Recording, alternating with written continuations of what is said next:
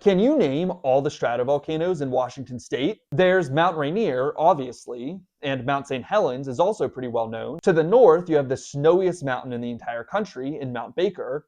And to the south, you have the perpetually underrated Mount Adams. So that's all of them, right? Wrong. Believe it or not, Washington is actually home to 5 stratovolcanoes, although there's a good chance that you've never heard of the 5th, despite the fact that it might be the most interesting of the bunch. This is Glacier Peak.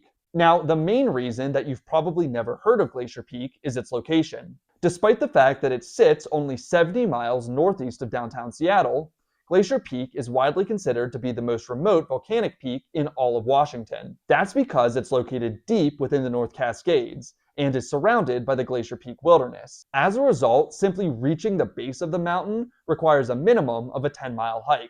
Its location deep within the Cascades also means that Glacier Peak doesn't rise as high above its immediate surroundings as the rest of Washington's stratovolcanoes, and as a result, it looks less impressive when viewed from afar. Additionally, its elevation doesn't help, as with a max height of 10,550 feet, Glacier Peak is only the 4th highest of Washington's stratovolcanoes, and it sits nearly 4,000 feet lower than the nearby Mount Rainier.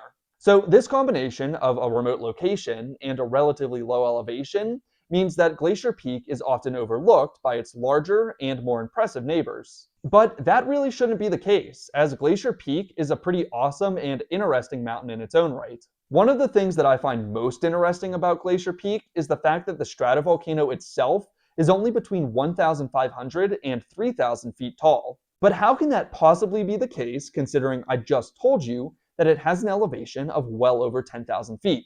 Well, you see, the stratovolcano was built on top of an already high non-volcanic mountain ridge. In other words, there were already high elevation non-volcanic mountains in the area, and the cone that makes up most of Glacier Peak was simply constructed on top of those pre-existing mountains. Another thing that's pretty interesting about Glacier Peak is the fact that it's one of the most active volcanoes in all of the contiguous United States. Since the last ice age, the volcano has produced some of the largest, most explosive eruptions in the entire country.